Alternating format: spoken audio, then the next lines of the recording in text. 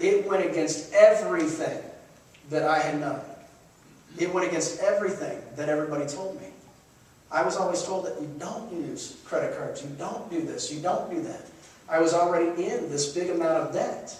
And now I'm being told that that's actually a good thing, and you should use it more and more and more, and it will make you money. I had a teacher in the very beginning that said, hey, if it was up to me, by the time you left my class, I'd have you $2 million in debt. And yeah, some of us were like, what?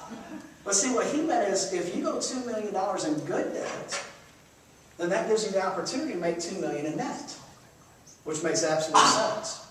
Wealthy people do that all the time. Now again, going back to this, if I had the choice of private money, somebody, an individual like yourself, that was willing to lend me the money to do that deal, versus using the credit card, well, I would use the private money. The point on this example was we had no choice. We either do the deal or we don't. If we do the deal, we make how much? $80,000. If we don't do the deal, how much do we make? Zero. It's very simple. Do we have to get past our fears? Yes, we do. Now, some of you may be sitting here, you're saying, well, David, I don't have good credit. Well, that's a different story altogether. That doesn't mean that you shouldn't be using it. Some of us that don't have good credit, we're like, well, it was bad, it hurt me. Credit never hurt you. What you did with your credit is what hurt you. We don't buy clothes, TVs, furniture, etc. As a class, just start blurting some things out to me. Credit cards, business owner, what kind of things can we use a credit card for to make us money? How do you make money with a credit card? What can you buy? Buy your inventories. Okay, your inventory, your product that you need for your business. You use credit. Absolutely. What else? Advertising. Good. Pay your labor. Okay, you could use it to pay your labor. I would rather not use the credit to do that, but if I had to, I could. What else? Mentor. Okay, education, coaching, mentoring, etc. Now, let me ask you, how are you making money? Just keep it simple. How are you making money with your credit cards? Or using them. By using them, you're making money, but how? What are you getting in return? Good, you're getting points. You're getting airline points. You're getting hotel points, rewards. Some of you may be getting cash back. Do you realize that some of you do have credit cards that are giving you, right now at this point, 5% cash back? 5% cash back.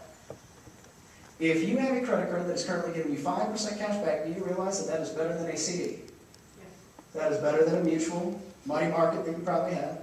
It's definitely better than your savings account. Most of you are probably getting 0.1 to 0.3% for your savings accounts. Can't be much higher than that. So how in the world credit cards are bad? I'm absolutely floored by that. It's what we do with it. Now if you go to the bank building yourself and you take a personal loan. With that personal loan, you go buy TVs, furniture, clothing, etc. Won't it then be the same as the credit card? It's the same thing.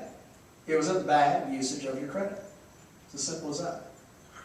Now, have we been told that we go to banks to buy houses? Have we been told that buying a house by using a bank, the investing, getting a loan, that's a good loan, yes or no? So why, if that's a good loan, why wouldn't using the credit card to do the rehab to fix it be a good loan as well? As long as it's truly a good deal and we truly have the exit plan. You know what the exit plan is? You should all have your buyers lined up before you ever buy anything. That's not what Canada and the US do. Canada and US, guys, we might say it's two different countries, but they still do their real estate almost identical. What is that? They go and buy a house. Then they fix up the house. Then they try to figure out, who am I going to sell it or rent it to? This makes no sense. And by the way, that's not just Canada or US. That's how they also were trying to do it in Australia and New Zealand. The key is go find your buyers first. Create your marketing. Create a buyer database. Know who wants these different types of properties that you have.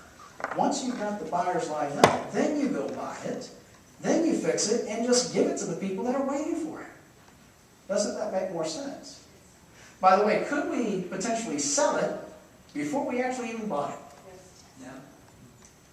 People have been doing it for years. But that's not what most people do.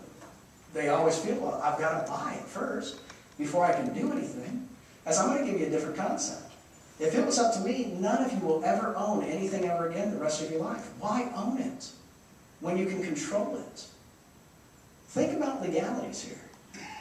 If you own something and something bad happened, what could happen? Somebody could potentially take it. But if you control it, meaning that technically it's not actually yours. If you're sued, what can they take? Nothing. It's not yours. Control is always better than owning. Does that make sense? Have I lost anybody here? Okay. Now, with credit cards, I'm going to go to personal usage. When I go grocery shopping, do you think I use cash, a debit card, or a credit card? Credit card every single time. Why do I use a credit card to buy the groceries?